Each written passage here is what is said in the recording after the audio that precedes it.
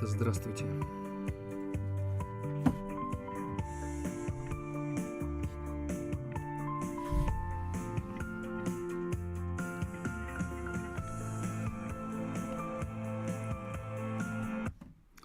Это прямой эфир «День добрый».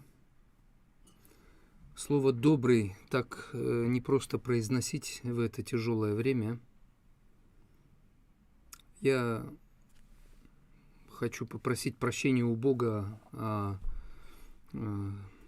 своих грехах.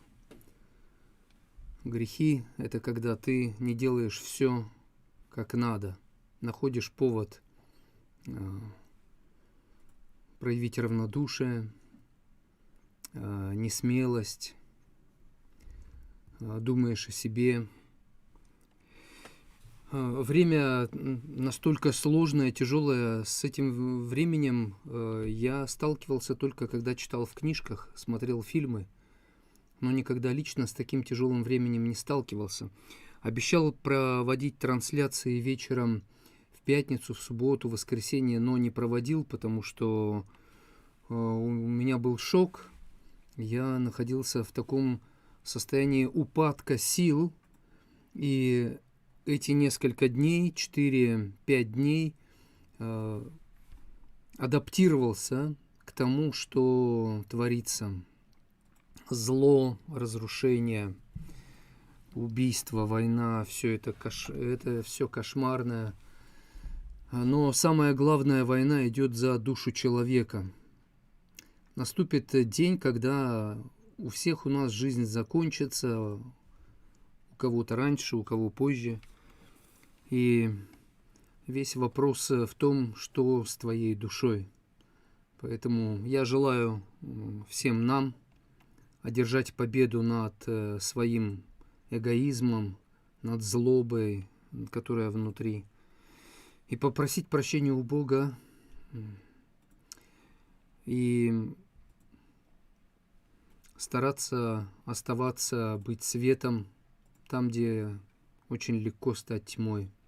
По причине умножения беззакония во многих охладеет любовь. Так было сказано 2000 лет назад.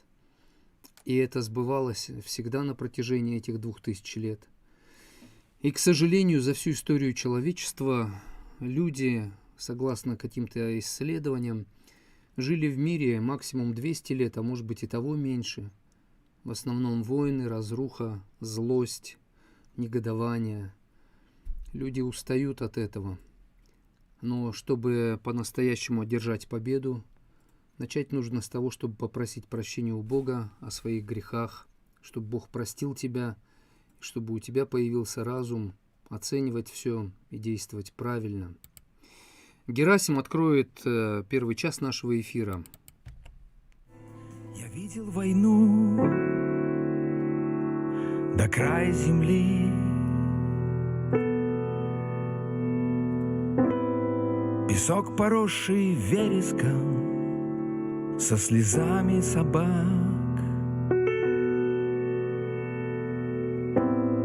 и веткам лозы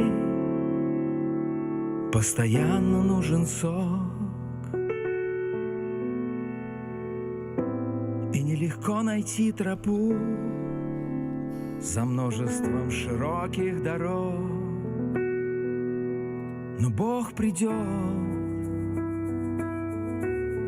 когда надежды нету. Бог придет, когда печаль сестра. Бог придет быстрее, чем луч рассвета. Бог придет, скажет: я люблю тебя.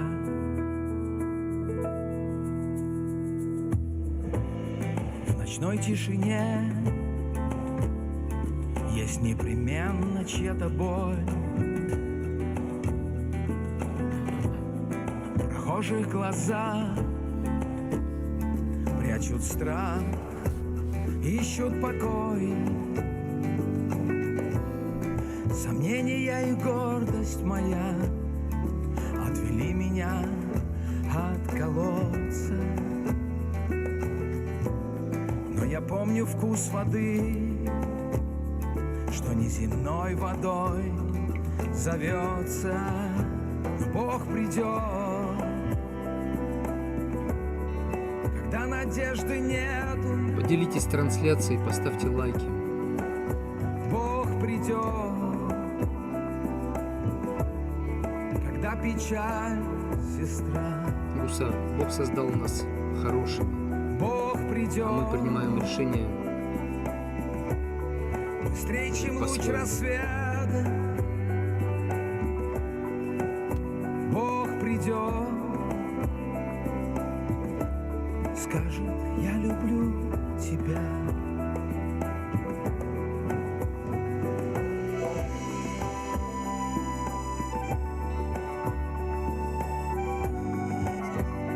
Звука нет, да?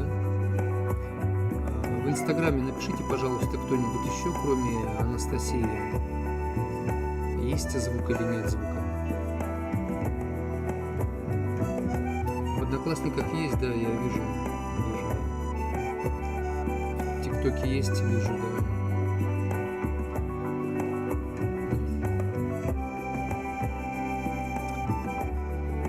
В Бига Лайф есть звук, да. Хорошо. Бог придет, ВКонтакте тоже когда есть. Да. надежды нету. Есть. Вот Анастасия. Бог Всё есть. придет, Просто это временно. когда печаль, сестра. Бог придет, быстрее, чем луч рассвета. Бог придет, Привет ведь Он тебе. любит всех нас.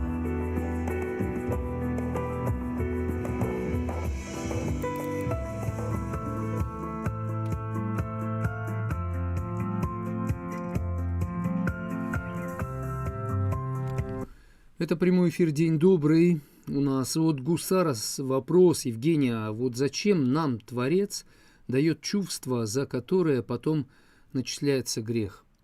Мы выбираем преодолевать раздражение, гнев, злость или жить в этом состоянии. Мы принимаем решение, что делать с нашими чувствами. И поэтому надо честно себе говорить: меня это злит, меня это раздражает, меня это пугает. Самому себе признаваться в чувствах, они могут быть хорошие или плохие. И если это плохие чувства, признаваясь в них, преодолевать их, бороться. Все начинается с правды, с честного, чистосердечного признания перед самим собой. Как сегодня погода? Да это не важно, как погода. Важно, что идет разрушение между странами. И идет... Мне хочется покаяться за все то зло, которое сегодня творится. Хотя я сижу в своей квартире, я психолог, врач, можно сказать, да, душ человеческих, но... Ну ладно.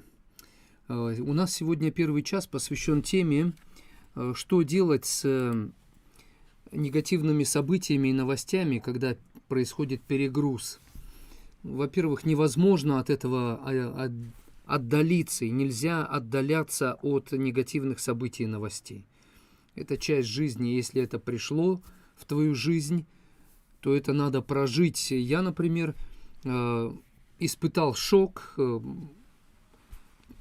начиная с 24 февраля, и в этом шоке я понимал, что я изменился и меняюсь, и стану другим. Я уже не останусь таким, каким я был. И несколько дней я себе сказал: ты будешь меняться, и поэтому пока не дергайся, и пусть оно все приспособится. И где-то в воскресенье, вчера в понедельник, состояние уже стало более-менее лучше. я над этим сознательно работал, потому что понимал, мне нужно исполнять миссию, которую дал мне Бог, вдохновлять людей, поддерживать их, всех людей, всех, на обеих сторонах, и между враждующими сторонами, и между теми, у кого мир. Поэтому надо иметь силы. И зло, раздражение забирает очень много сил. Есть на что злиться, на несправедливость, за какие-то безумные решения вышестоящих начальников или простых людей. Злюсь на себя из-за того, что порой реагирую на какие-то новости, на которые не надо реагировать вообще, потому что это непроверенные новости, и неизвестно, откуда они пришли, почему они так сформулированы. И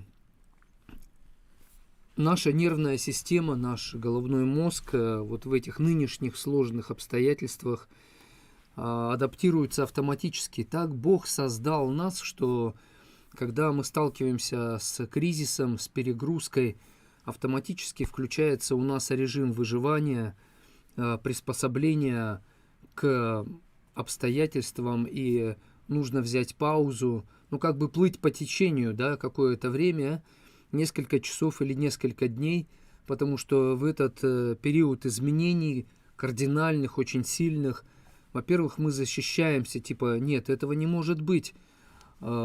Когда у меня обнаружили рак, и мне сказали, у вас рак, я вначале, я сам консультировал людей, у которых был рак и в смертельной стадии. Но когда это со мной произошло, я тоже вначале нет, может быть, это неправильный диагноз, может быть, это не то. То есть всегда, когда о чем-то плохом мы узнаем, вначале у нас срабатывает защита. Наверное, это неправда. Давайте еще раз перепроверим. Может быть, это не так или не то. Но я не стал как бы себя накачивать, типа, эй, ты же позитивный человек, давай позитивно относись. Нет, я погоревал, попечалился. И когда я спросил врачей, а это вот рак, то, что обнаружили, это меня может убить? Они говорят, вероятность небольшая, потому что на ранней стадии обнаружили, но вероятность есть. Я помню, перед операцией они меня просили подписку сделать о том, что ко всему нужно быть готовым, они сделают все, что от них зависит. И мне пришлось несколько дней взять для того, чтобы принять эту реальность. Я не мог принять ее, это нормально. И сейчас эта вся война, ты не можешь ее принять сразу, потому что это как-то, это невозможно, кажется, как такое может быть. И ты это не принимаешь, защищаешься.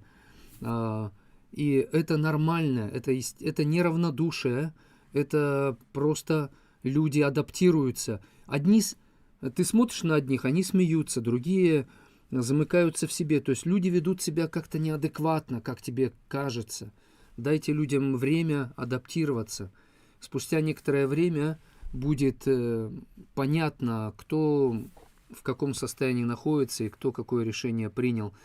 Но первые дни, первые недели шок такой, что нужно дать право человеку быть странным, быть в раздрае, быть непонятным, резким. Он может наорать, он может замкнуться, он может быть холодным, или может быть каким-то таким то горячий, то холодный, то такой, то эдакий, то благословляет, молится, то проклинает. То есть люди находятся в шоке. И для того, чтобы адаптироваться, нужно дать время как бы переварить это происходящее. И наша задача преодолевать раздражение, гнев, ярость, злость. Это кажется очень естественно. Я разговаривал со своими детьми и говорил им, надо преодолеть раздражение. Очень многое раздражает. Преодолевайте раздражение, потому что если ты раздражен, ты не сможешь принимать правильные решения, ты не сможешь выбирать правильные реакции. Раздражение, гнев, ярость – это будет захлестывать тебя настолько, что ты будешь творить и не ведать, что ты творишь. Поэтому сейчас главная задача – это признаваться в своем состоянии, что вы испытываете, читая те или иные новости. И не только в этом признаваться, но и говорить: злость – это плохо, раздражение – это слабость, гнев – это естественно, но это слабость и уязвимость. Это надо преодолеть. Но вначале признайте эти чувства, и когда вы читаете какие-то новости, если какая-то новость вас жутко раздражает, говорите себе: меня это сильно раздражает, во мне это вызывает гнев, ярость. Прямо так и говорите. Читаете новости, возникает у вас это состояние, вслух это говорите: ярость во мне вскипает, это делает меня слабым, потому что в ярости я буду принимать неправильные решения. Это как мы, родители, когда дети нас злят, у нас возникает раздражение, ярость, гнев, и в этом состоянии мы начинаем наказывать наших детей, кричим на них или бьем их. И потом, во-первых, дети запоминают несправедливость нашей реакции, хотя она может быть понятная. Они запоминают этот гнев, это раздражение, это зло. Они не слышат наши правильные слова. Они видят и чувствуют вот это зло. И поэтому, когда у тебя раздражение, я как родитель, я себе говорил: так, отойди в сторону, помолись, посчитай до 10, медленно вдохни, выдохни, успокойся, а потом уже в спокойном состоянии иди и разбирайся со своими детьми. То есть надо вначале прийти в состояние внутреннего баланса, и для этого нужны силы. И если у вас сил не хватает, обращайтесь, я здесь. Раздражение – это разрушение в первую очередь самого себя. Но раздражение – это естественная реакция. Странно, если человек не раздражается. Равнодушный человек хуже, чем тот, кто раздражается и злится.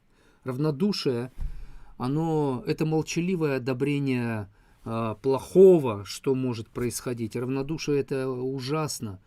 Даже сам Бог через царя Давида, кажется, когда-то сказал: будь ты горячий или холодный, но ты теплый. То есть ты ни рыба, ни мясо, ты не занимаешь какую-то ясную, четкую позицию, ты равнодушный, и это плохое состояние. До тебя не достучаться, потому что ты такой весь нечеткий, ты... Скажите, пожалуйста, возможно ли... И по поводу раздражения еще. Когда у нас состояние раздражения, нами легче управлять и манипулировать. Нас кто-то будет использовать, когда мы раздражены. Когда мы в ярости, в злости, нами легче управлять. Скажите, пожалуйста, возможно ли вернуть человека, который тебя добивался и перестал это делать, а я поняла, что хочу вернуть его, отвергала его? Да, можно вернуть. Но для этого нужно предпринимать правильные действия. Во-первых, провести работу над ошибками, понять, какие ошибки вы совершили. Во-вторых, понять, какую цену нужно за это заплатить и быть готовой заплатить за эту цену, за ошибки. В-третьих, постараться исправить то, что возможно, а дальше, в-четвертых, не подсаживаться на чувство вины, потому что вот другой человек может вас подсадить на это чувство вины. Бог от проекта «Люди» отказался. Я не понял, что вы хотели сказать. Итак, в этих сложных обстоятельствах, в этом тяжелом во всем периоде жизни, в котором сейчас мы оказались, наша нервная система, наш головной мозг, наша душа автоматически приспосабливается к тому, что уже больше никогда прежним не останется. Пройдет несколько дней, у вас нервы и мозг приспособятся, они начнут работать в сбалансированном режиме, а пока они находятся в этом автоматическом процессе адаптации, приспособления, делайте следующее. Не реагируйте резко на то, что с вами происходит. Не реагируйте резко на то, что с вами происходит. Можете вести дневник записи о своем душевном и физическом состоянии, потому что это пригодится, когда пройдет время, и вам нужно будет преодолеть посттравматический синдром. Проговаривайте вслух, что вы чувствуете, о чем думаете, чтобы у вас появлялся навык смотреть и слушать на себя, на то, что с вами происходит, как бы со стороны. Когда мы говорим: Евгений, вот я Евгений, я себе говорю: Евгений, ты испытываешь злость, у тебя появилось раздражение. То есть я, как наблюдатель, отделяю себя от Евгения и разговариваю с Евгением, да, вот, потому что Евгений страдает, у Евгения стресс, у него шок, он может принимать резкие неадекватные решения, высказываться крайне, поступать неадекватно. И поэтому я себя отделяю. И знаете, эту способность дал нам Бог. Читаю я Библию, в книге «Плач Иеремия», там так и написано: «Что унываешь ты, душа моя?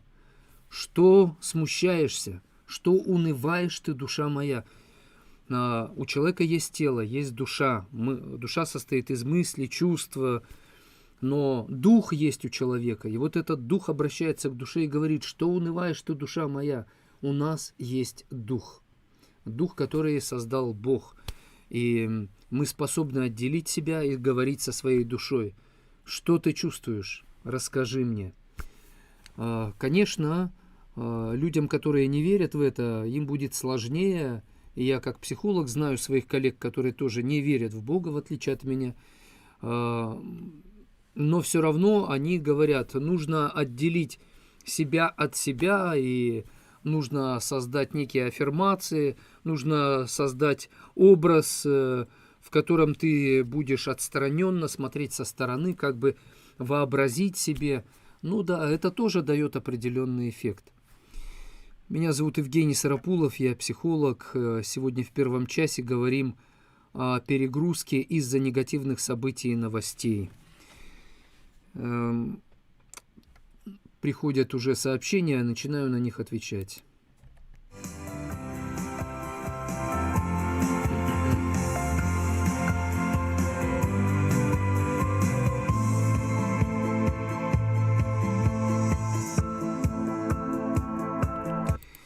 Итак, из Ютуба, из Хабаровска нам передают привет Наталья. Екатерина пишет: «Мирного неба над головой». Да, мир. Знаете, мир – это вот когда мы съели что-то отравленное, что-то протухшее, что-то испорченное, и мы начинаем болеть. Организм болит, температура, какая-то интоксикация происходит. И в этом состоянии болезни тело преодолевает это отравление. И мир – это преодоление отравления, преодоление вот этой... Чтобы был мир, надо переболеть. Переболеть злобой, переболеть ненавистью, переболеть раздражением. Мы все сейчас этим болеем. Весь мир болеет из-за того, что между... Я даже не знаю, как правильно об этом говорить. Я живу в России, я боюсь говорить некоторые фразы, произносить, потому что могут закрыть трансляции мои или что-то еще. Поэтому буду стараться говорить именно как врач, не как политик, не как человек, а именно как врач, который помогает вам, чтобы вы могли выдержать этот груз. Алекс пишет из Америки: «Что происходит? Война в Украине, проси прощения у украинцев». Да, лично я прошу прощения у украинцев. Лично я, Евгений Сарапулов, прошу прощения, да. Лично я каюсь, лично мне стыдно, лично мне очень больно, мне очень плохо. Мне в социальных сетях несколько человек написали матершинные слова. Может быть, это боты, может быть, с Украины. Я это принимаю, я никаких обид. Я понимаю, что да, вот так вот. Вот так вот. И я прошу прощения. И я готов терпеть любую любые плохие слова, сказанные в мой адрес, даже если я лично этого не заслужил, но я понимаю, что вот так вот, да. Вадим из Ярославля пишет: горячо тут в чате. Да, сейчас везде горячо. Вера пишет: Христос сказал о своих учениках: гнали меня, будут гнать и вас, слушали меня, будут и слушать и вас. Да, я знаю, согласен с этим. Есть звук, Эльмира пишет: спасибо. Ольга пишет: Бог придет, сомнений нет, и правда его восторжествует. Да, справедливость настоящую знает только Бог. Я буквально 3 дня назад, когда у меня было такое состояние тяжелое, я себе говорил: ты сам, даже ты, будучи кандидат наук, весь такой психолог, профессионал, 28-й год работаю психологом, но ты не разберешься со всем этим. И я говорю: кто разберется? И сам себе говорю: Бог проникает до разделения души и духа, составов и мозгов, и судит помышления и намерения сердечные. Сейчас посмотреть на себя, посмотреть на других людей, оценить новости способен более-менее правильно только тот, кто смотрит на это глазами Бога. Это единственный шанс глазами Бога посмотреть. А как? А как посмотреть на это глазами Бога? Понимающие люди знают, что происходящее происходит не из-за простого народа. Да, виноваты всегда конкретные люди. Я сейчас читаю Пятикнижие Моисеева, книга Второзакония, и там Моисей учит народ и говорит: отец не должен отвечать за поступки детей, дети не должны отвечать за поступки родителей, каждый должен отвечать за свое. Знаете, те, кто сталкивает народы, сталкивает друзей между собою, они всегда стараются быть незаметными, они пытаются спрятаться, они пытаются уйти, убежать и наускивать друг на друга, и оставаться в стороне. Как правило, те, кто разжигают рознь и злобу, они где-то в стороне. Поэтому тот, кого вы считаете врагом, буквально вы его видите, да? Царь Соломон об этом говорил так: человек ни любви, ни ненависти не знает во всем том, что он видит своими глазами перед собой. Ты здесь не разберешься, где любовь, где ненависть, где враг, где друг. Но когда нас сталкивают, не мы враги друг другу, а тот, кто сталкивает нас. Кому выгодно столкнуть нас друг с другом в семьях, в компаниях. Даша пишет: надо послушать Евгения. Спасибо, Даша. Поставьте лайки, поделитесь трансляцией, потому что очень важно, чтобы в интернете люди знали, есть место, где мы стараемся преодолевать раздражение, злобу, ненависти, прийти в состояние уравновешенности внутренней и принимать решения. Жесткие решения будут приняты, они уже принимаются. Тяжелые, болезненные состояния есть, надо переболеть. Надежда пишет: я такая впечатлительная, очень страдаю от этого, переживаю очень из-за своих, из-за чужих. Переживать, Надежда, когда вы читаете новости, нужно о себе. Слово «пережить» означает пережить, то есть прожить эту боль, прожить это тяжелое состояние, прожить и не ожесточиться. Сейчас умножается беззаконие, и любовь охладевает. И под это пророчество попадают те, кто говорят: «Я ненавижу тебя», «Да чтоб вы сдохли» и прочее. Я таких людей понимаю, но я никого не осуждаю. Я себе говорю: Евгений, твоя главная задача, чтобы в тебе любовь не охладела. Особенно в это время нужно любить тех, кому очень больно, и кто из-за этой боли, может быть, проклинает. И я понимаю людей. Знаете, я просто в шоке. Евгений, вы, если полноценно проанализируете информацию, поймете, что ваша вина пустая и привита. Знаете, когда-то Даниил, есть книга Даниила, очень такая сильная в Библии, в Ветхом Завете. Он был уведен в плен, когда был отроком, то есть, можно сказать, подростком, юношей.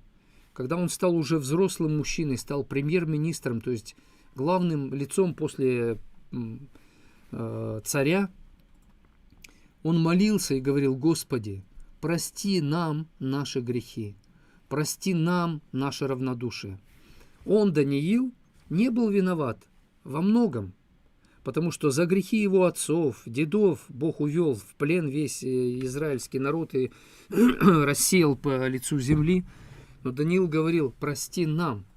Он, будучи не виноватым, брал на себя вину. И так же и я сегодня. Даже если я не вижу своей вины, все равно я в чем-то виноват. Я знаю, что если поглубже копнуть, в чем-то я виноват. Поэтому меня не подсаживают на чувство вины. Но я беру на себя часть вины, потому что я беру на себя часть боли и переживаний. И знаете, когда-то вся Германия покаялась за то, что был фашизм. Вся Германия, государство. Ну, не все люди, конечно, но как бы от лица вот всей страны. Поэтому, если посмотреть на историю человечества, то практически каждая страна когда-то была виновата перед другими странами. И те страны, которые каялись в своих грехах, в своих злодеяниях, даже те, кто не были прямо, буквально виноваты. Вот врачи, например, что, они виноваты, что ли? Они вообще не виноваты, они просто лечат, и все, да?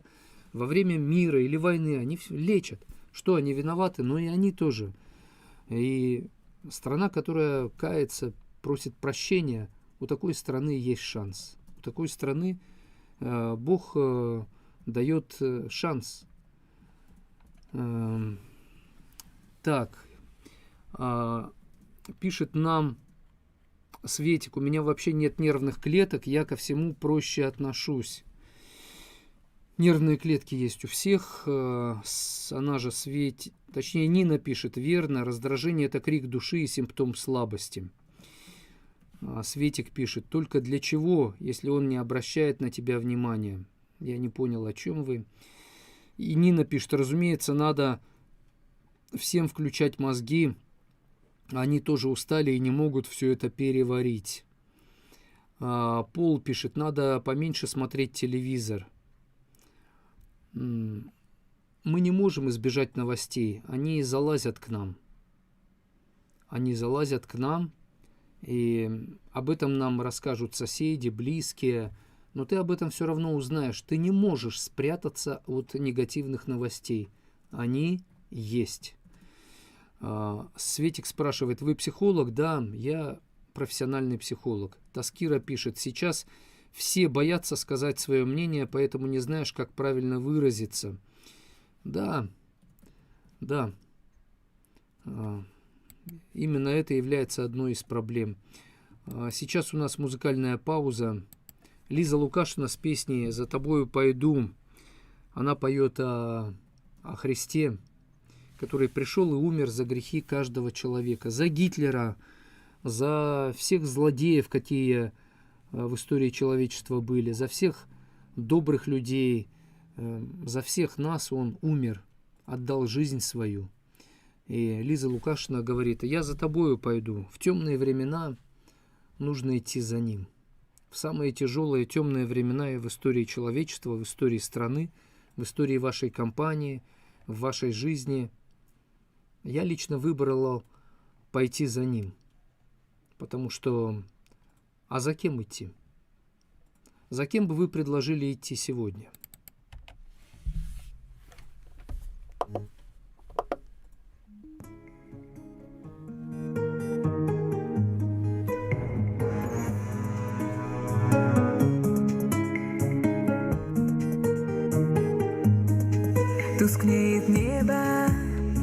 погасли вечера. Это было не сегодня, это было не вчера. Руки тени жестами бездушных слов распинали святость.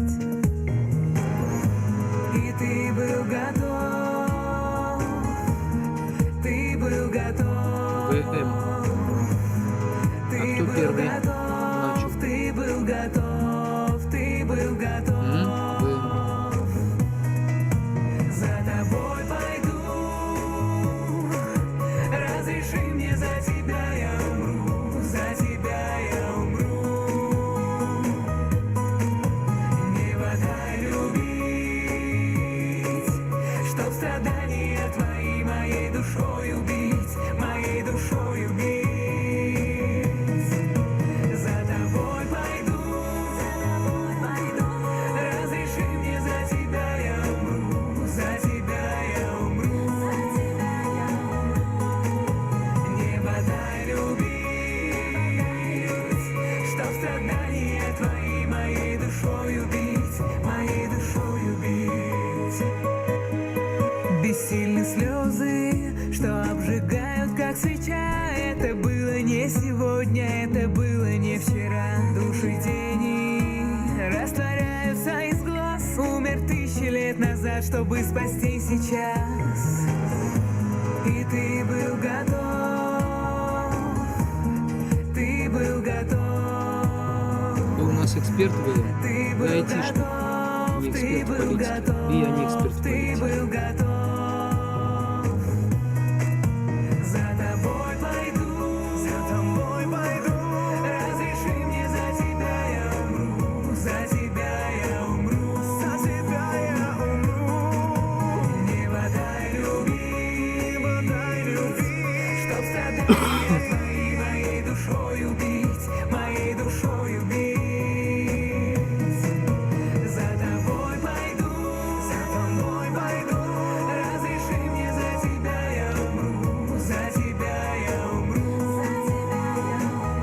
за тебя я умру. Небо дай любить, чтоб страдания твои моей душой убить, моей душой убить.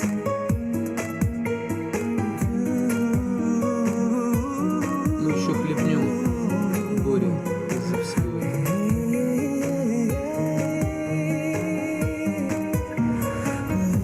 У вас что? У вас 3-е высшее образование?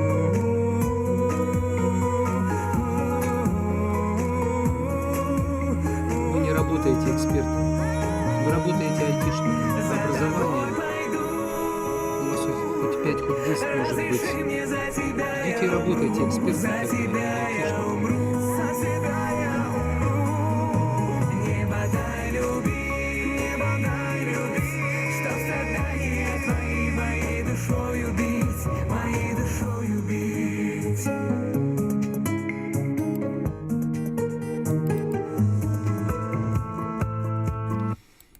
Первый час сегодня посвящен теме перегруз из-за негативных событий и новостей. Когда информационная перегрузка, ухудшается способность принимать взвешенные решения.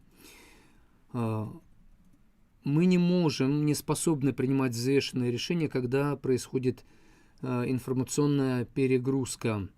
Поэтому сознательно переключайте себя на принятие решений, связанных с бытом, с вашей конкретной работой. Определите, с кем вы будете общаться, кто может вам снижать стресс. Вот над этим нужно подумать. И информационная перегрузка лишает нас способности принимать взвешенные решения. И первые несколько дней, первые несколько недель, сейчас именно это время, мы не способны принимать взвешенные решения. Поэтому царь Соломон когда-то говорил: «В дни несчастья размышляй». Не делай выводов. В дни несчастья размышляй. В дни несчастья нужно наблюдать за собой, за происходящим, и не принимать каких-то решений, не делать, ну, решения нужно принимать, приходится. Вот выводов делать нельзя в первые несколько дней или недель. Есть те, кто специально готовится для того, чтобы обрабатывать информацию. Я, например, давно веду прямые эфиры и работаю с информацией, с большими объемами давно. И то мне было тяжело. И то я взял несколько дней, получилось 4 дня примерно, чтобы прийти более-менее в баланс, чтобы помогать вам. Потому что я помню, когда я только-только начинал работать в университете, приходил в библиотеку, читал литературу и еле переваривал ее, потому что это были сложные термины, много информации, но постепенно натренировался и на сегодняшний день способен переваривать много информации разнообразной, тем более, что Бог дал мне дар преобразовывать негативную информацию, ну, в конструктивный негатив, скажем так. Так, нам еще пишут: Татьяна, относитесь к человеку так, как хотелось, чтобы относились к тебе, тогда будет мир добрее. Да. Из Ютуба пишут: Евгений, спасибо, теперь ваша позиция понятна, вы не виноваты за решение других людей. Сильно откровенно можете не говорить, чтобы вас не закрыли. Благодарю за понимание. Валентина пишет: ключевое ваше высказывание, что именно нас сталкивают друг с другом, и это случилось не сегодня. Да, знаете, те, кто завидуют, например, они сталкивают, вот вы и ваши друзья, кто-то завидует вашей дружбе, и тот, кто завидует, он будет сталкивать вас, чтобы вы разругались, чтобы вы ожесточились друг против друга. Кому-то выгодно, чтобы вы стали друг друга ненавидеть. Кому это выгодно? Кто эти цели ставит? Эти люди скрываются, они пытаются спрятаться, чтобы о них не догадались. Настоящий враг всегда скрытный, он всегда прячется, и он всегда прямо, он не покажет себя. Наталья пишет: не согласна, я всю информацию ставлю как стенку и спокойно живу. Но эта информация все равно, она просочится к вам, так или иначе. Наталья пишет: вы не за людей страдаете, лицемеры, а за свои кошельки и за санкции Запада. Я не знаю, откуда вы, Наталья, но спасибо за то, что вы высказали свое мнение. Елена пишет: как преодолеть страх? Она задает вопрос: как преодолеть разочарование в друзьях? Лица открываются в другом ракурсе, начинаешь философски относиться к жизни и смерти. Правильно ли это? Смирение к смерти появляется. Что это? Хорошо ли? Знаете, смириться, то есть принять ситуацию такой, какая она есть, нужно для того, чтобы внутри себя ощутить спокойствие, уверенность. И я все, знаете, задавал Богу вопрос: Господи, а зачем молиться за власть, которая несправедливо поступает? А Бог говорит: а молиться надо о ней, чтобы у тебя не было мятежа. Потому что когда у тебя мятеж, ты не сможешь выбирать правильные реакции, ты не сможешь принимать правильные решения. Поэтому молиться, вот Иисус говорил: любите врагов своих. Почему?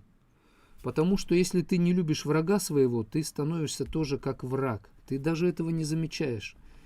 Но когда ты любишь врага своего, ты... И это не значит, что его обнимать, там, говорить ему хорошие слова. Нет. Любить врага своего – это преодолеть ненависть к нему. Любить врага своего – это преодолеть гнев по отношению к врагу. И вот в этом выражается любовь. И тогда ты способен принять жесткое, но правильное решение.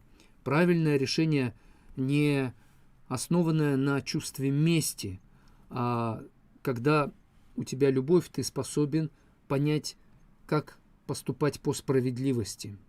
Из-за того, что охладевает любовь, из-за этого люди не способны принять решение по справедливости. Они впадают в крайности, наказывают больше, чем надо.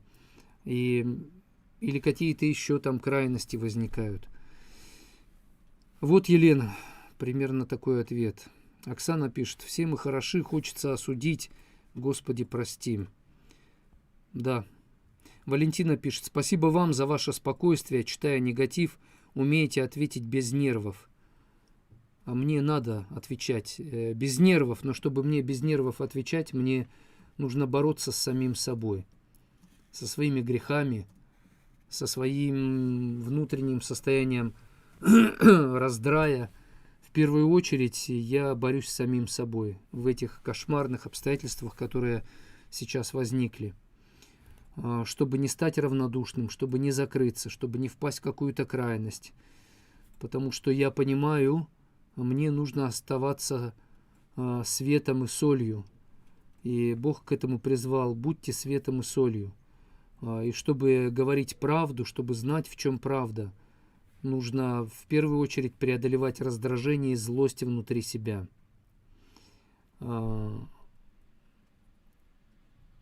Те, кто пишет политические сообщения, я их зачитывать не буду. Валентина, точнее, Елена пишет: мне страшно. И это нормальный страх. Если страха нет, это странно. Страх возникает, потому что надо адаптироваться к этим обстоятельствам, которые буквально на глазах вот так вот все, да, изменилось. И страх, он стимулирует вброс адреналина, то есть это дополнительная энергия, чтобы мы смогли выжить, смогли жить, смогли действовать и не превращаться в какое-то болото, либо в огонь, который сжигает все рядом с собой. Валерик спрашивает: правда, что мысли материальны? Да, мысли материальны, это правда. Ольга пишет: да, беззакония умножаются, любовь охладевает, но и благодать также умножается. Это возможность быть ближе к Богу, каяться. Да, я понимаю ваши слова. Ирина пишет: пожалуйста, донесите россиянам, что им врут по телевизору, нагло врут, российские войска напали на Украину, мы вас не трогали. Ирина,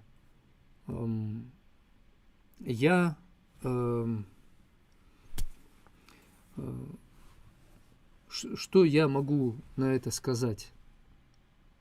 Вы хотите, чтобы я это говорил? Если я вот так буквально начну говорить, вот как вы пишете, то закроют все мои трансляции, я не смогу помогать людям. Мне кем надо быть? Врачом, который помогает? Или военным, политиком? Я в первую очередь врач. И вы знаете, я сейчас помогаю всем, и в России, и в Украине. Мне пишут и оттуда, и отсюда. Я помогаю и детям, и взрослым, у которых паника. И когда меня мой психолог с Украины попросила, она говорит: я в тяжелом шоке.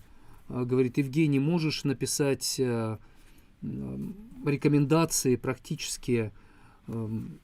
Я по ее просьбе написал 2 больших статьи с рекомендациями конкретными. Она спасибо сказала, я говорю: конечно, всегда обращайся. И везде есть люди, которым нужна помощь.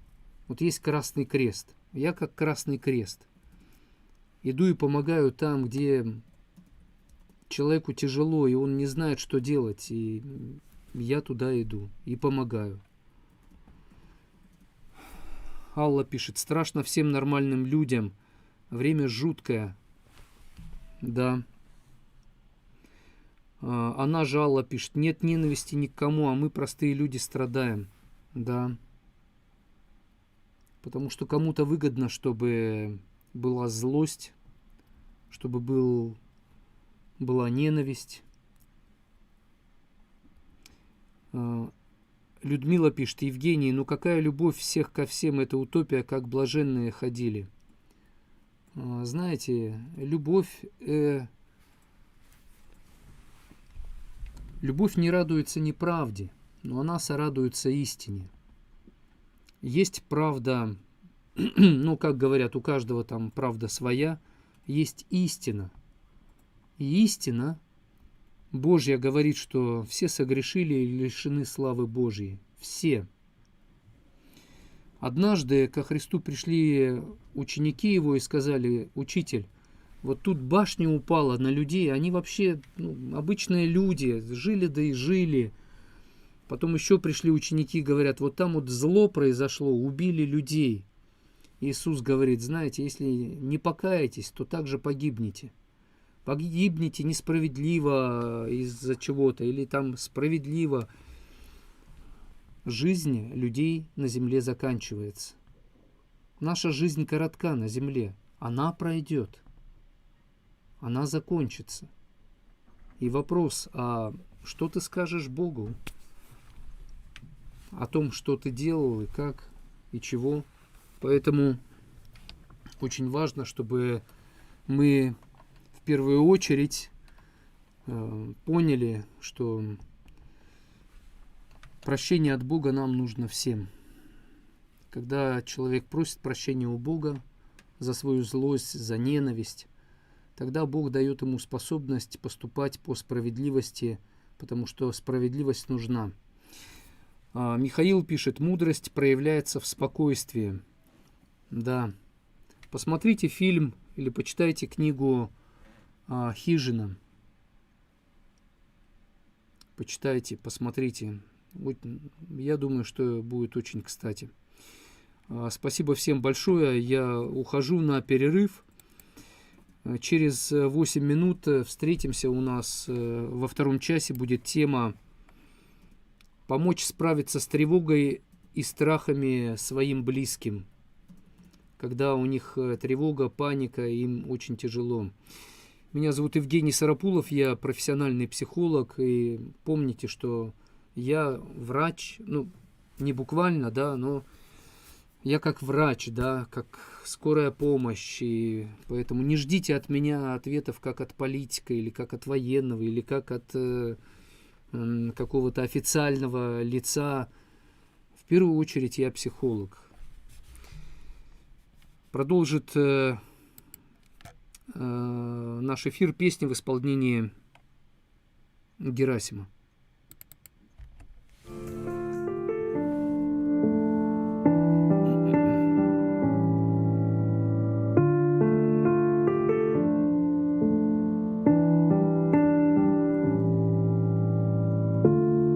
Я пойду и буду искать,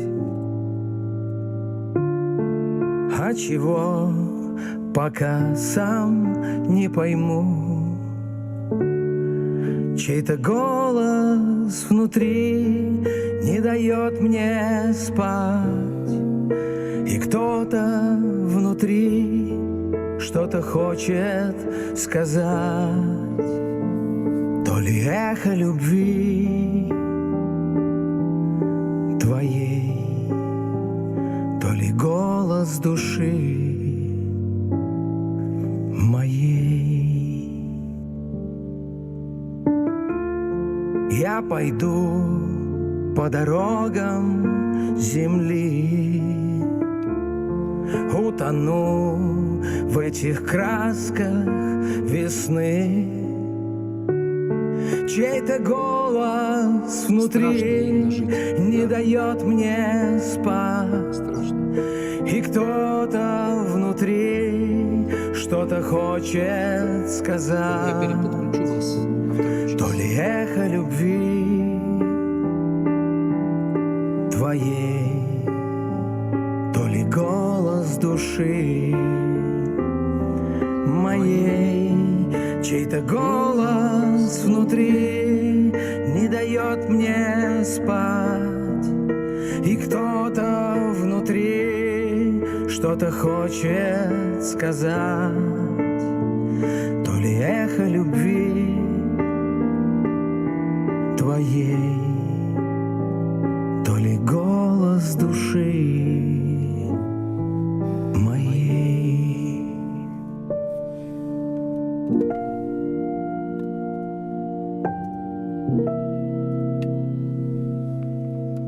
Что-то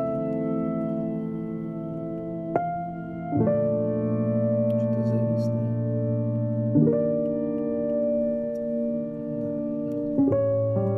Друг вокруг там, а у него вообще зависло. Сейчас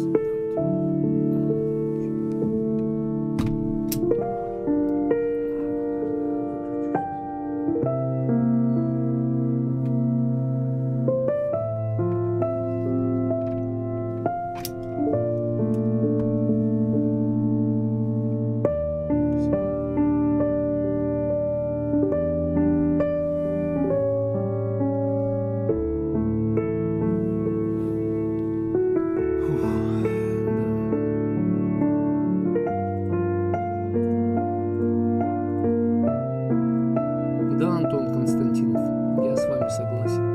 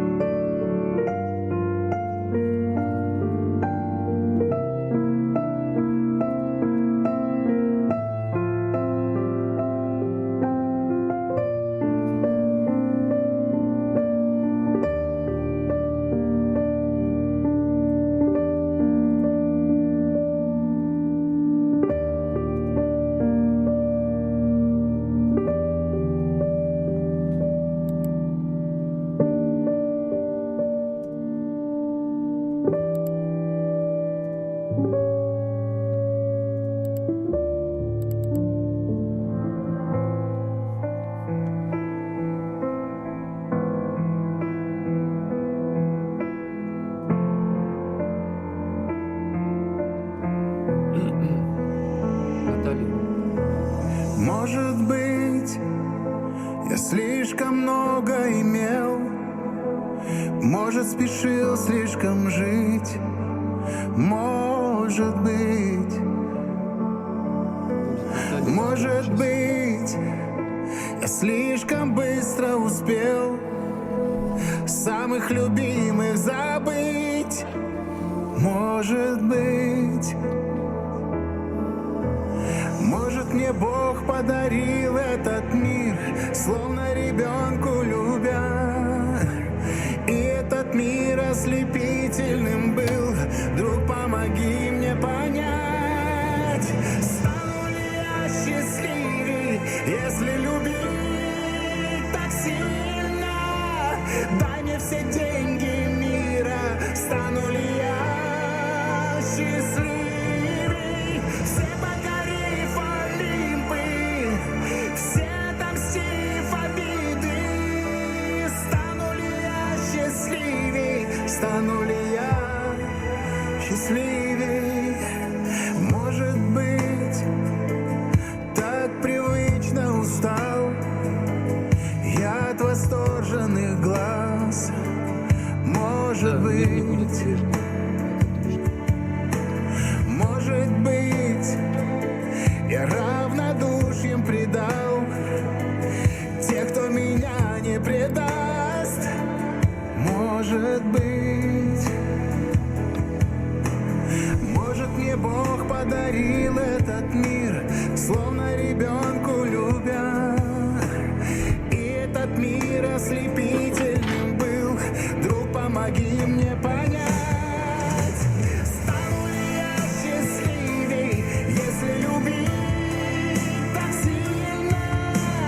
Дай мне все деньги мира, стану ли я счастливей. Все покорив Олимпы, все отомстив обиды, стану ли я счастливей, стану ли я счастливей.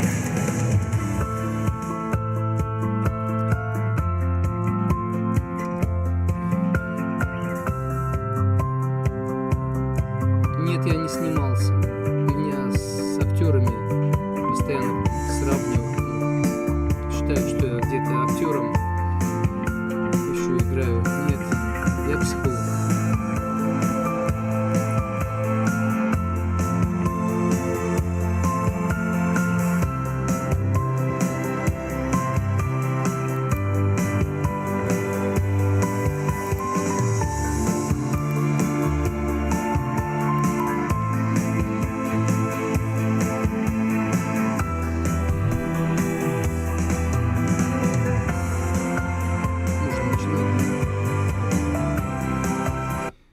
Прямой эфир «День добрый» продолжается. Из первого часа я еще зачитаю сообщения некоторые от Натальи. Чтобы прямо сказать правду, надо, главное, стержень иметь. Я везде пишу как есть, жестко, меня еще никто не закрыл. Валентина пишет: послушала вас и немного успокоилась. Да, нельзя судить, не понимая, что происходит. Слова Соломона, но очень кстати. У меня страх за сестру, за ее семью. Да, у всех у нас страх, да. Вот у меня, можно сказать, родная мама моей жены, она в Киеве сейчас. И, что мы можем думать, да? Конечно, у нас сердце болит. Конечно, мы переживаем. Да. В общем, во втором часе мы поговорим на тему «Помочь справиться с тревогой и страхами близким людям». Перед этим Константин Никольский с песней «Скрипач» или «Музыкант», еще она называется, откроет второй час нашего эфира.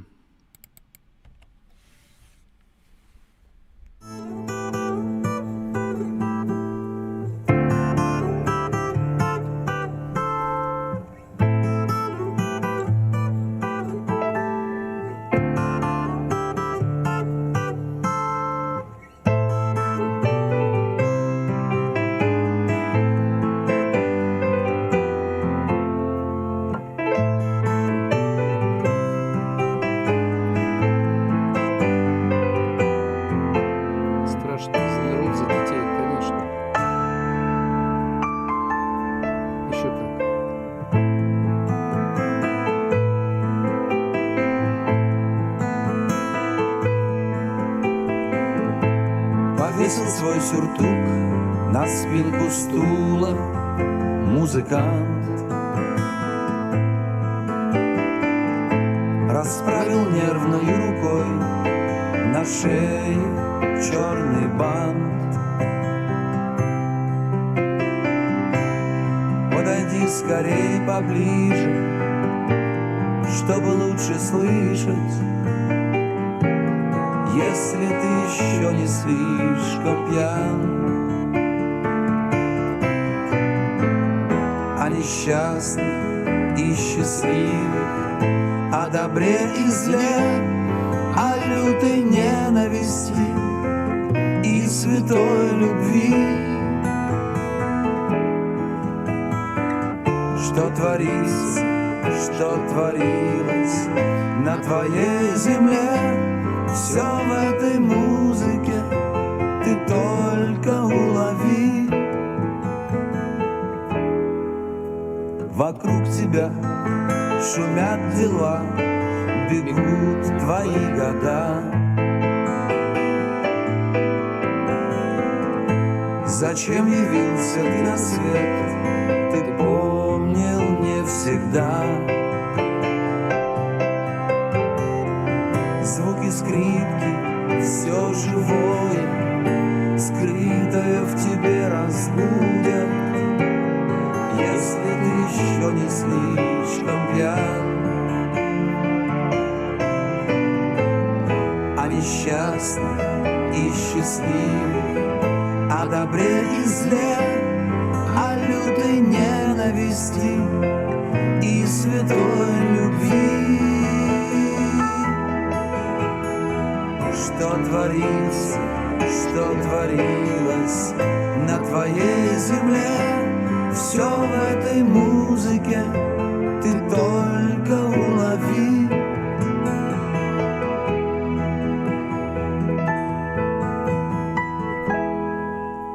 Устала скрипка, хоть кого состарят боль и страх. Устал скрипач, хлебнул вина, лишь горечь на губах. И ушел, не попрощавшись, позабыв немой футляр. Словно был старик, сегодня пьян, а мелодия осталась ветерком в листе среди людского шума еле уловимо, о несчастных и счастливых, о добре и зле, о лютой ненависти и святой любви.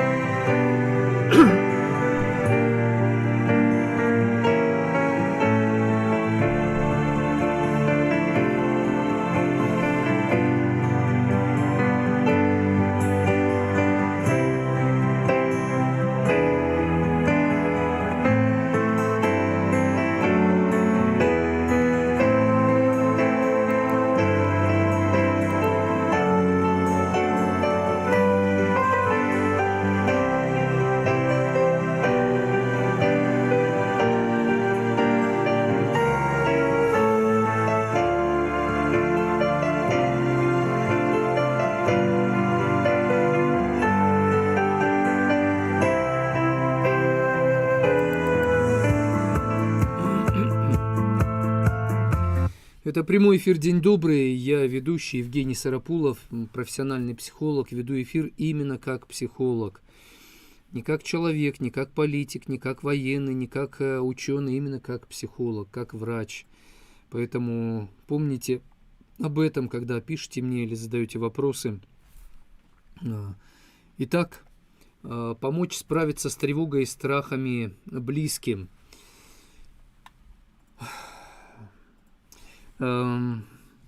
Оцените, насколько реальна угроза лично для вас. Какие лично для вас существуют риски и насколько они реальны. Потому что страх легко превращается в панику. Паника мешает нам выбирать правильные реакции. Поэтому, чтобы управлять страхом, нормальный, естественный страх помогает преодолеть то, чего мы боимся. Поэтому определите, чего вы конкретно боитесь, сформулируйте это, выпишите это. И затем напротив каждого страха, то, чего вы боитесь, спросите себя, насколько реальна угроза лично для меня. Потому что нас могут пугать, сейчас там ядерная война может начаться, да, может, да, может что-то произойти с космосом, может, да что угодно может произойти, может сердце остановиться, да, конечно, да, все что угодно может произойти. Мы этот мир не создавали. Знаете, я каждое утро встаю и говорю: Господи, помилуй, благослови в этом дне. Я ученый, профессиональный психолог, но я каждый вечер прошу прощения у Бога за себя, за своих детей, и каждое утро прошу, чтобы Он благословил и помог быть нормальным человеком на предстоящий день. Это очень помогает лично мне, чего и вам желаю. Итак, нужно оценить, насколько реальна угроза лично для вас.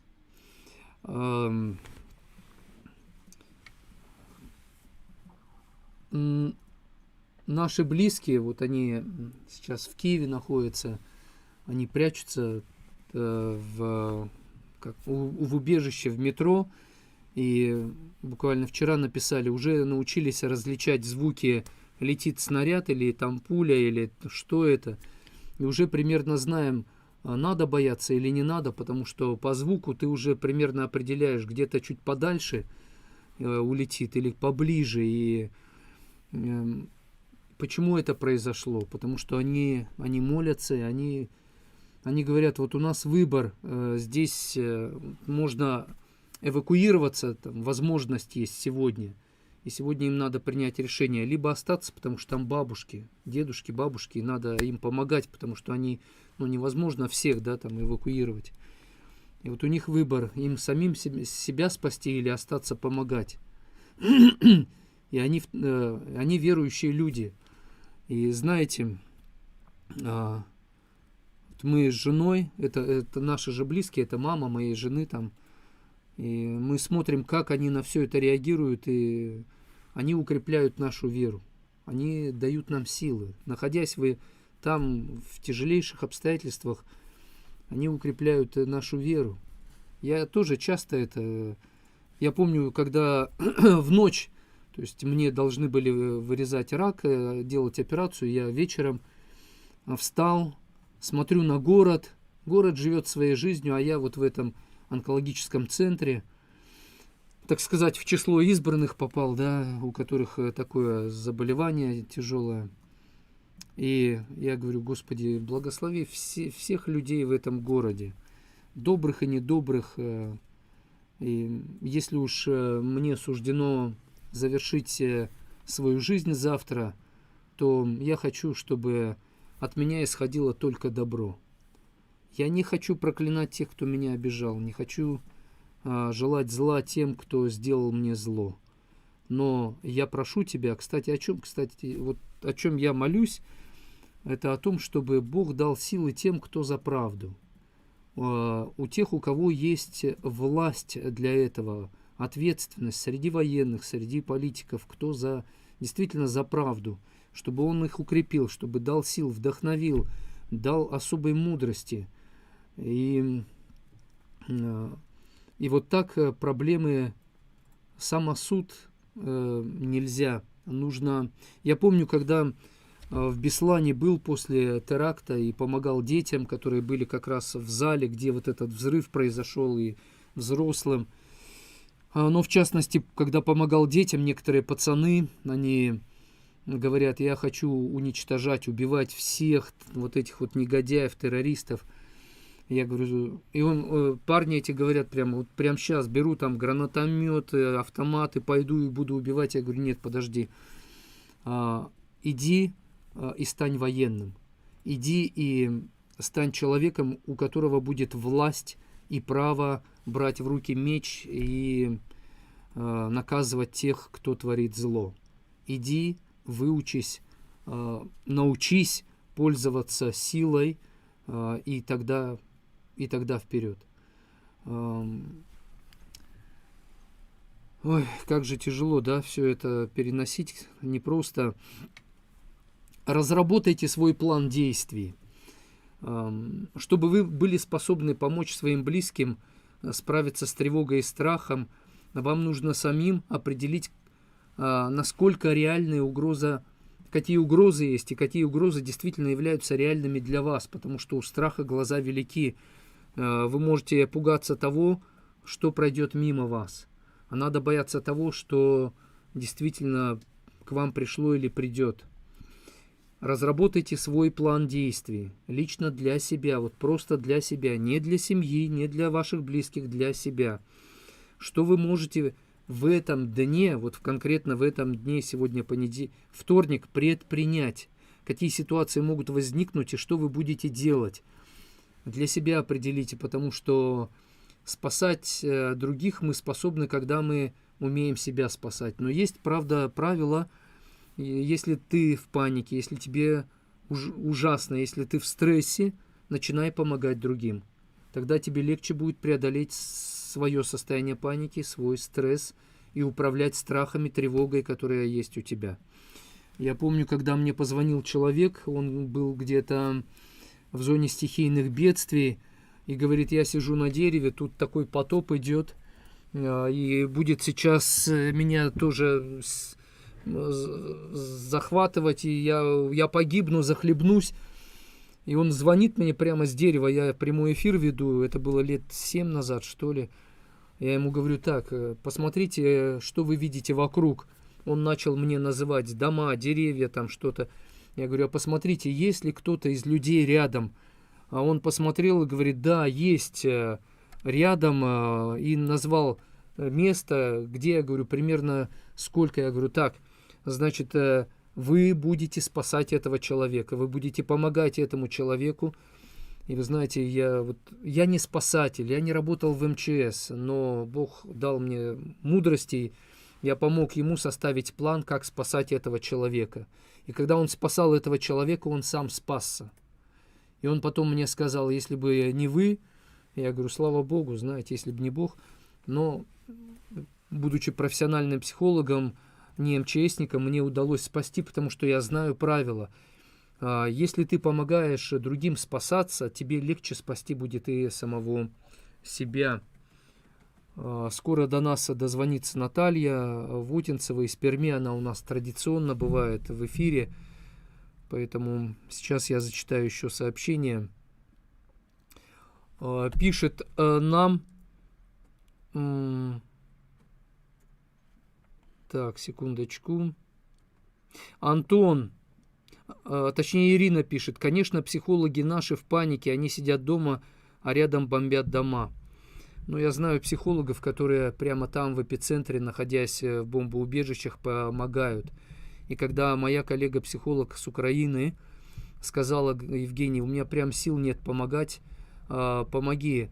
Я говорю: так, в чем помочь? Она мне рассказала, что, и я сразу пошел, написал рекомендации, отправил ей, и вот так я ей помогал.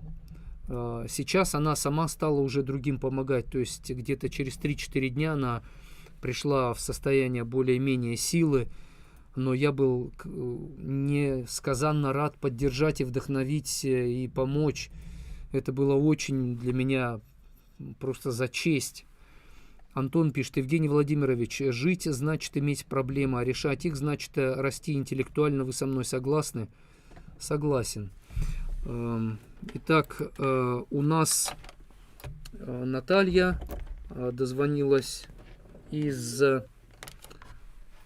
Перми. Наталья, здравствуйте. Здравствуйте, здравствуйте все. Сегодня тема, которая, может быть, вас сильно не затрагивает. Затрагивает она вас или нет? Ваши близкие испытывают тревогу и страхи? Но я, видимо, нахожусь в таком окружении, которое все-таки старается эту тему близко, вот так, чтобы непосредственно, но у сестры есть родственники, которые есть на Украине, то есть прям там в этих самых действиях, да, то есть насколько это ну, достаточно близко, да, то есть мы можем понимать, что там происходит, вернее, что происходит непосредственно, а что происходит, мало вообще кто понимает. Поэтому я бы тоже не касалась политической стороны, а то, что вы такие эфиры проводите, это, конечно, на мой взгляд, здорово, да, то есть, возможно, кому-то и будет полезно. Меня вообще удивляет, насколько люди, которые напрямую никак не связаны, насколько они включаются психологически и ну, вплоть до на физическом уровне в эту проблему. То есть меня поражает чем? При уважении ко всем, почему они не занимаются своей жизнью? Почему они не хотят помочь вот этому всеобщей проблеме, допустим, своим успехом? Меня это серьезно вот, поражает. Почему люди настолько включаются в проблему, которая их непосредственно не касается, вместо того, чтобы решать свои проблемы? И это не эгоизм. Я не считаю, что это эгоизм. Знаете, это вообще проблема всего человечества. Очень часто нас пугает то, что выходит за пределы нашего контроля, нашего влияния. И когда ты говоришь человеку: сконцентрируйся на том, на что ты можешь влиять, он говорит: это такие мелочи, это такая ерунда, а вот тут глобальное, большое. Да, тут же есть что пообсуждать, да, то есть мне кажется, это перетягивание энергии. Причем очень мало кто вообще из окружения готов это понимать. Я прямо вижу, что людям эта тема нравится, она им нравится вот это вот обвинение других разводить, ругать политиков. То есть, знаете, обостряется далеко не самое лучшее в людях. А основания-то какие? Вы как на это можете повлиять? А тем, что вы подливаете масло в огонь и пытаетесь выяснить взгляды человека и уничтожить его за это же наоборот подпитывание как раз-таки негативной стороны, не знаю, там темных сил, то, что против Бога. Вы укрепляете обратную сторону этим. Ваши дети, они чувствуют происходящее? Больше всего Марк отслеживает, и Марк любит вообще новости, это что-то на генетическом уровне, наверное. Марта не в курсе вообще никаких действий, а вот Марк, он приходит, говорит там, куда кто продвинулся, какие силы, кто какой политик с кем ведет какие переговоры. Ну и я спрашиваю, хорошо, окей, скажи мне, что там вчера переговоры были, чем закончилось? Ой, я это не отслеживал. То есть тоже это подверженность информационному влиянию. Я не смотрю никакие новости, только что вот перед тем, как мы запустили канал, вернее, сейчас с вами эфир, я к вам вышла, мне прислал достаточно серьезный студент, уже больше 40 лет ему, он прислал видео, как люди реагируют, допустим, Украина. Я говорю, что сегодня очень сложно верить любой информации. Те люди, которые даже находятся там, я не уверена, что они знают, кто именно бомбит. Да, то есть, Наталья, вы сами уходите в то, во что не надо уходить. Давайте не будем. Вы уходите. У нас тема, как справиться с тревогой и страхами близким. Например, меньше информационные каналы. Вы сами невольно скатываетесь в то, что вы как бы критикуете. А Марку сколько лет? 13 исполнилось. Для него это, скорее всего, игра, а не... то есть естественно. Он понимает, что ли, в большой политике? Даже я не скажу, что я что-то понимаю в большой политике, не говоря уже о детях, конечно. Да, поэтому вот, например, меня спрашивали, какие рекомендации детям. Я говорю, знаете, дети, они уходят как бы в свой мир. Бывает, они создают параллельную реальность, сказку. И, кстати, даже фильм художественный был, где отец, они попали в концлагерь с ребенком. И он сказал, это просто такая игра, и это тут вот такие большие дяди, они такое придумали, это такая непростая игра. И типа, ребенок смог выжить, остаться в адекватном состоянии. И мне кажется, что дети, с одной стороны, они вот закрываются от этого, в то же время они что-то лучше оценивают. То есть у них и стресс происходит резче, но в то же время они к чему-то более спокойно относятся, чем мы, взрослые. Вы знаете, это смотря, наверное, какие дети. Наши дети ведь еще дальше от этой проблемы. Поэтому, возможно, это восприятие как некое, это же такое страшное, но все-таки, если я с вами соглашусь, что это некая игровая форма, насколько это можно закавычить, в какие кавычки, это некое событие, они подвержены, они такие же люди, как и все остальные дети, да, они же чувствуют эту энергию, это же информационный поток, они как-то реагируют на нее. Но они реагируют по-своему. Но одно дело, когда дети находятся относительно в безопасном состоянии, а с другой стороны, когда дети находятся там, вот о тех, о которых вы рассказывали. Меня впечатлило сегодня ваше высказывание, я бы заострила на нем внимание, что люди, которые находятся там, вот им-то вообще нельзя расслабляться, им-то вообще нельзя в панику впадать, да, и они своим самообладанием действительно могут показать примеры и укрепить силы тех, кто здесь впал в панику. Мне кажется, вот это вообще основная мысль у вас, и я прямо, не знаю, аплодировала бы стоя, потому что те люди, которые там, им сложнее с этим справляться, они находятся в состоянии вот выбора, допустим, да, уехать, не уехать, а здесь-то паникуют почему? Или мы предлагаем помощь, да, остановитесь у меня дома, к примеру, или тогда идите, занимайтесь своими делами. Какие тревоги у вас, страхи в течение последних дней? Возникали какие-то или нет? Я не поддавалась на провокацию. У меня была настолько насыщенная неделя, у меня было несколько образовательных проектов, я без выходных работаю уже вторую неделю. У меня даже момента не было, чтобы меня подцепили на какой-то... момент, знаете, очень мимолетный. Потому что если вдруг использование, там, не знаю, ядерного оружия, да, там достанется всем. С другой стороны, я на это повлиять не могу объективно. Вот даже если что-то страшное произойдет со всем миром, тогда давайте как раз есть возможность задуматься, что ты можешь сделать сейчас. И рисовать картинку, что бы ты хотел в будущем. Я иногда задаю себе вопрос, думаю, ну вот, например, если завтра бы был, мне сказали, завтра наступит конец всему, Мгм. что бы Мгм. я делал? Ну, во-первых, я бы, конечно, перед Богом, там, так сказать, попросил бы прощения, в чем я виноват, постарался бы примириться с теми, с кем я могу примириться, с кем у меня проблемы, и я бы какие-то повседневные дела выполнял. То есть вот что я замечал за собой, когда в состоянии шока оказался, я понял, что это меня выдергивает из моих не только повседневных дел, и выполнение своих обязанностей я перестаю это выполнять как надо. Как отец в семье, как психолог, я себе сказал, так, ты должен сконцентрироваться на выполнении своих прямых непосредственных обязанностей, как психолог. От тебя люди ждут помощи и помогай, и как отец, и как муж там для своей жены. Все, вот эти 3 позиции я сознательно стал на этом концентрироваться. И что мне в этом помогает, я беру, что мешает, я отодвигаю.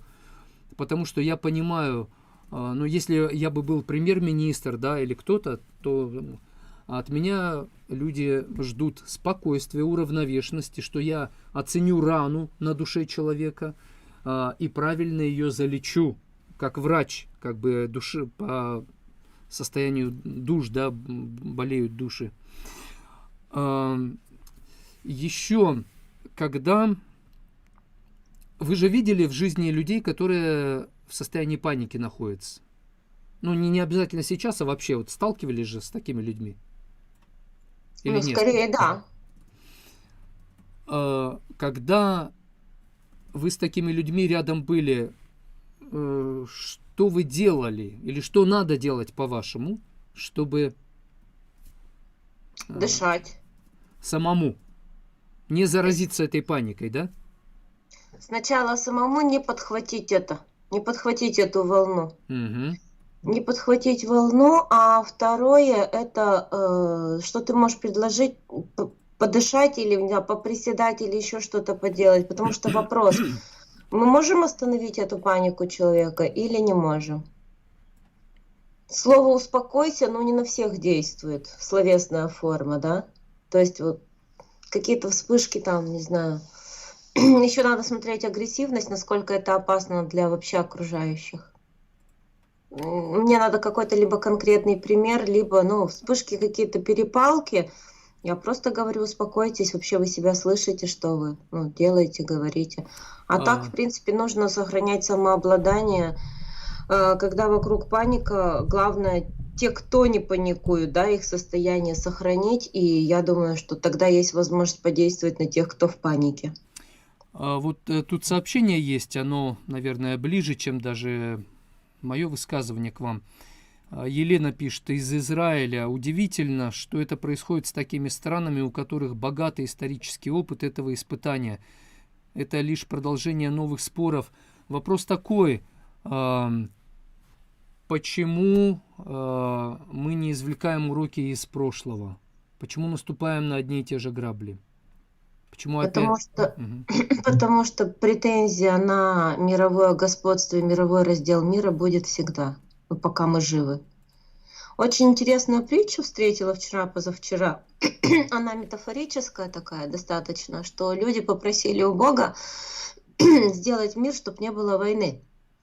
Так вот, те люди, которые все-таки хотели с кем-нибудь сражаться и что-нибудь отстаивали, они сначала начали ломать деревья и делать там копья, какие-то стрелы. Он сказал, окей, тогда я, кто-то там, Бог, да, допустим, я уберу тогда растения, там, деревья. Те, кто хотят войны, начали валить деревья, из них делать и так далее, да. То есть Бог сказал, что я бы, конечно, убрал бы источник, те, кто хотят, но это не в моей компетенции там уничтожить, допустим, человечество. Поэтому сколько живут люди, столько и, в принципе, это геополитическая проблема. Если мы историю посмотрим, мировое господство, раздел и сдерживание друг друга, оно происходит разными средствами. А если мы понизим это до уровня детей, нас, почему дети, почему мы не извлекаем уроки из своих ошибок? Что нам в этом мешает?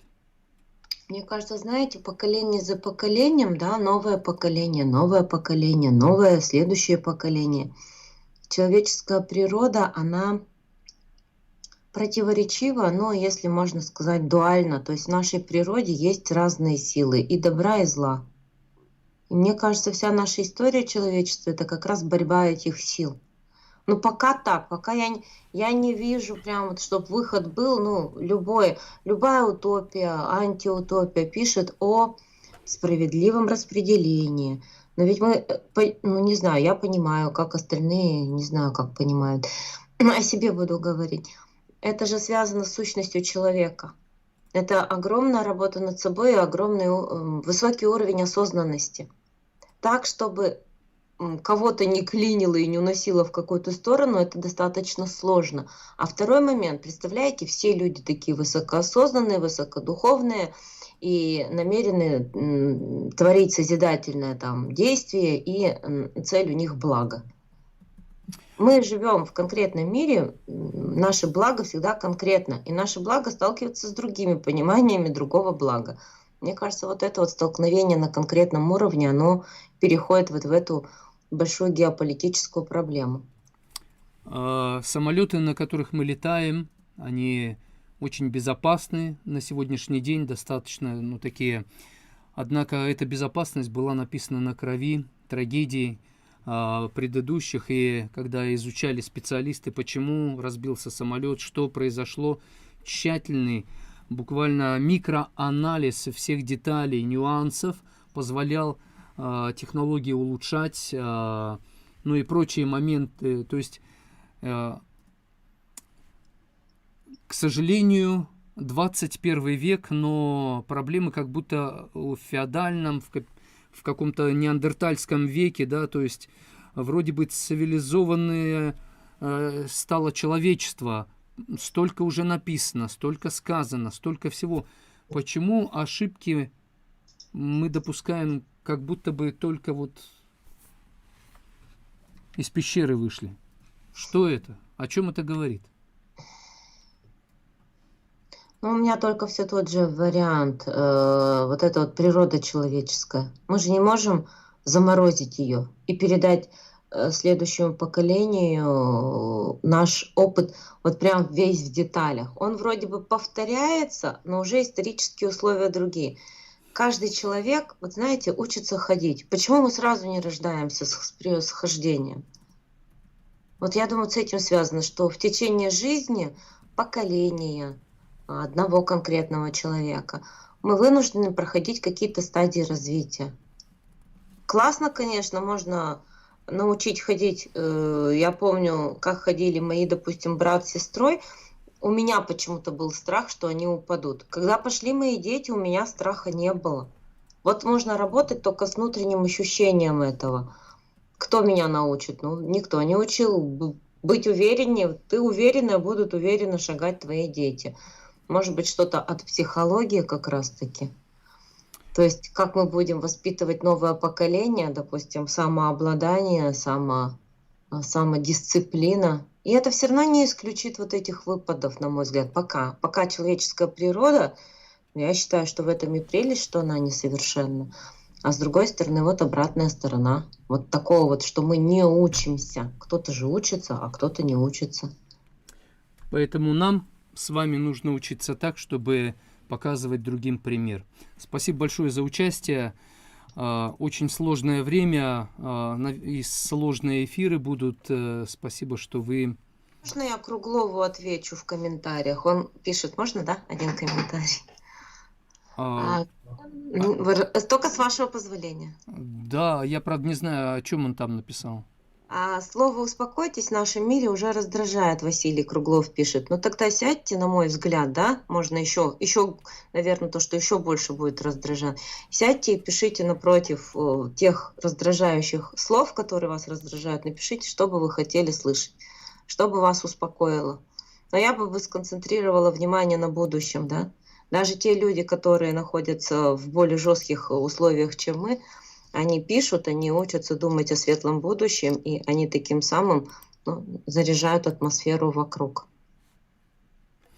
жизнь не закончилась. Это тенденция на продолжение жизни, это умение думать о том, что мы хотим. Что бы мы хотели, в каких бы условиях мы не были. Все, спасибо. У нас сегодня будет философская тема на аргументариуме. Так уж получилось, 2 вторника в месяц у нас игра, поэтому мы пойдем работать со своим собственным сознанием. Спасибо большое за эфир. Давайте сил вам и сил всем. Спасибо большое. Всего доброго. С нами была Наталья Вотинцева из Перми. Меня зовут Евгений Сарапулов, я профессиональный психолог. Помните об этом, когда пишете комментарии, задаете вопросы. В первую очередь я психолог, врач, в кавычках, да, врач по вопросам души. Поэтому душа болит, это ко мне. В душе тяжелое состояние, это ко мне. Андрей Макаревич с песней «Молитва» продолжит наш эфир.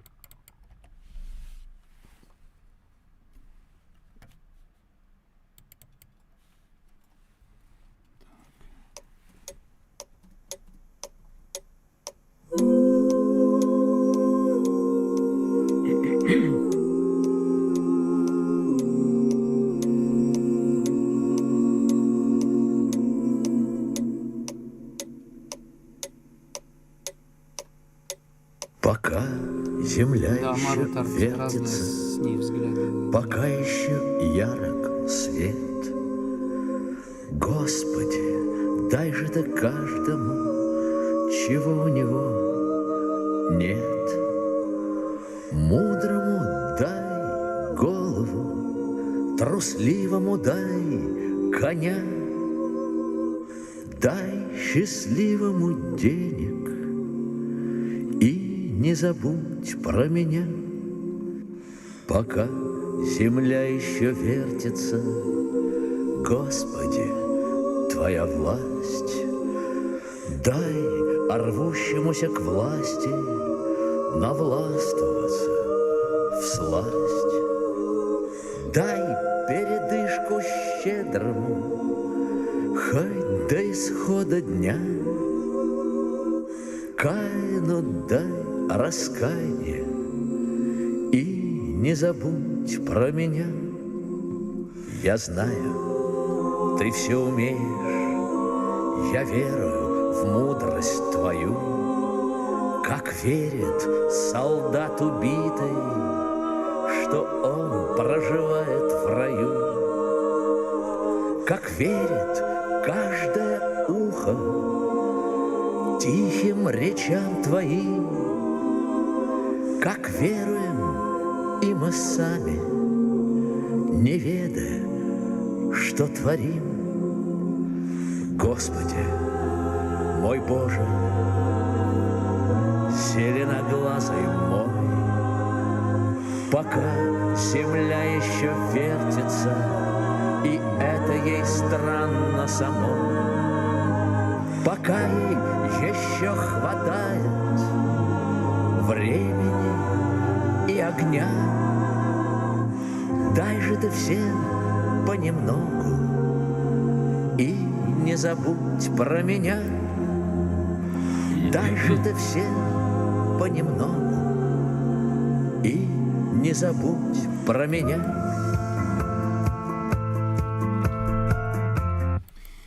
Помочь справиться с тревогой и страхами, близким, с паникой. Каждый из нас по-разному чувствует тревогу, по-разному чувствует страх, какие-то события, явления. А что вы чувствуете, что вас заводит, выбивает из колеи, вгоняет в ступор? Если у вас желание куда-то бежать, заранее планируйте, что конкретно вы будете делать чисто физически, чтобы у вас уходила эта лишняя энергия, а остальной энергией вы начинали управлять. Если у вас реакция иная, например, ваше тело, оно словно замирает, как будто бы вы в ступор впадаете, ноги ватные, вам стоит ложиться или садиться, или что-то иное делать, что связано с уменьшением действия активности. То есть нужно планировать моменты бездействия.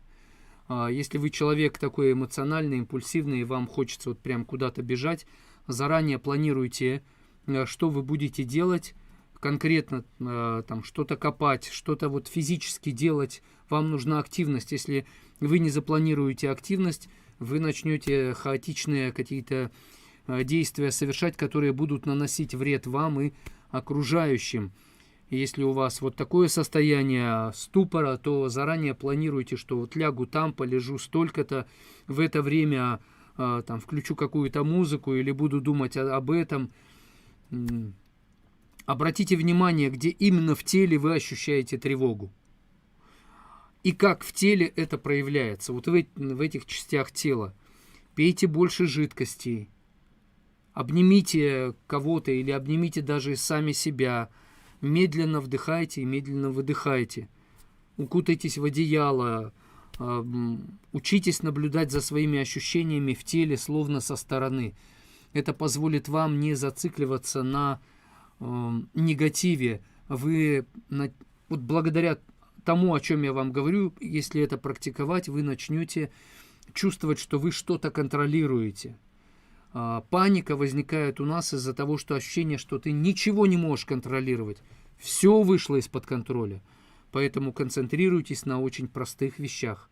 Практикуйте их, и тогда у вас будет возникать ощущение, что я могу это контролировать. Я способен, у меня это получается. Это будет у вас увеличивать ощущение уверенности, силы в себе. А это пригодится, когда нужно будет действительно предпринимать какие-то действия, как если особенно вы находитесь в обстоятельствах, где есть реальная опасность для жизни. Восстанавливайте обязательно силы постоянно, каждый день восстанавливайте силы, потому что события, которые сейчас происходят, в которых мы сейчас живем, они забирают силы, они просто вот высасывают наши силы. Мы там сгораем, выдыхаемся, поэтому каждый день восстанавливайте свои силы, физические, душевные, духовные. Определите, какие источники для пополнения ресурсов физических, душевных, духовных. Есть ресурсные люди, от них вы можете получать силу. От меня, например. Я эти несколько дней работал над тем, чтобы с Божьей помощью прийти в состояние ресурсности, чтобы быть способным помочь вам, поддержать. И вы сейчас чувствуете, что у меня для этого есть силы. И знаете, если бы я над собой не поработал, я думаю, что Бог бы как бы через меня, Он бы не смог давать вам силы. Потому что человек должен находиться в правильном состоянии, чтобы через него исходила та помощь, поддержка, которая сейчас нужна. Учитесь выплескивать гнев. Знаете, во гневе да не зайдет сердце ваше. И гневаясь, не согрешайте. Это слова из Библии, и именно там я эти рекомендации прочитал. Гнев — это как стихия, это как прорыв воды. Поэтому сам по себе гнев, он бывает очень понятен. И если нет вообще гнева, это бывает даже странно. Поэтому, когда вы в гневе, покричите, поорите, там возьмите что-то, порвите, сломайте что-то, но как бы положите даже в какие-то места вот эти вот вещи, которые вы там сломаете, порвете, покричите. Я разговариваю со своей семьей и говорю, знаете, нам надо дать друг другу право на эмоции, на такие эмоции, какие есть.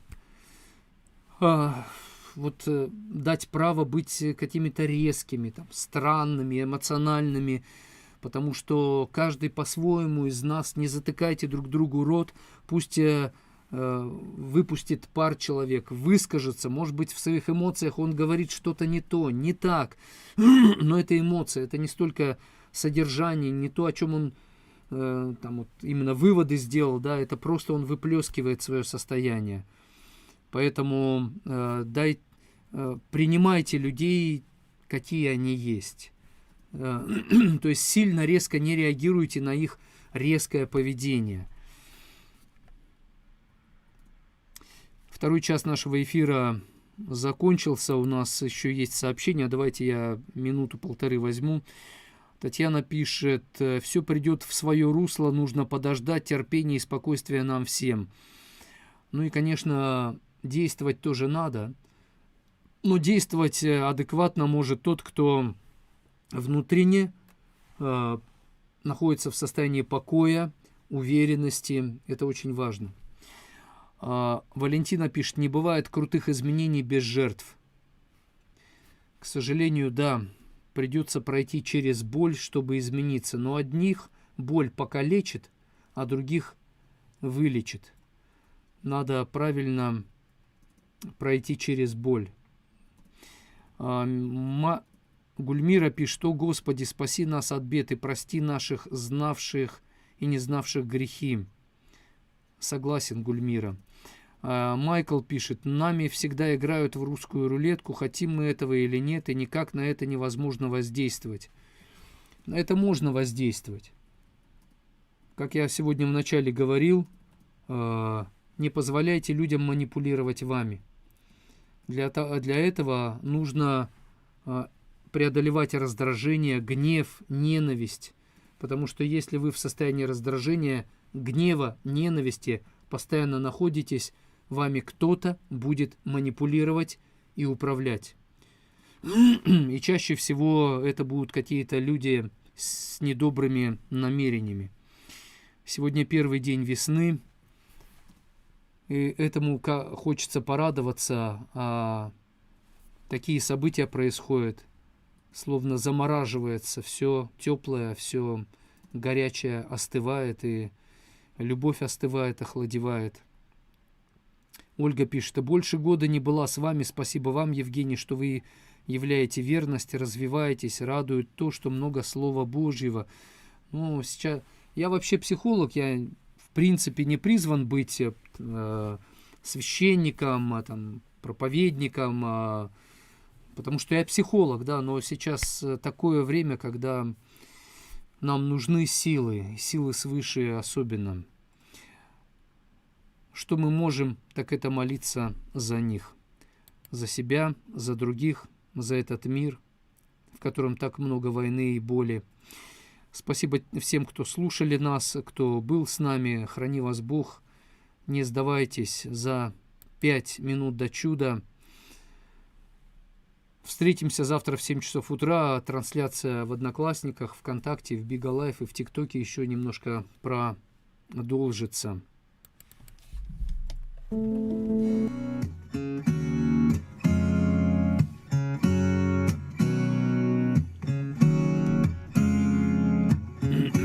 Я зажег свою свечу, но не вспыхнула она. Я подумал, полечу, но были ноги до земля. Я пытался найти свет, в комнате была где тьма. Я шарил выключатель, а была одна стена.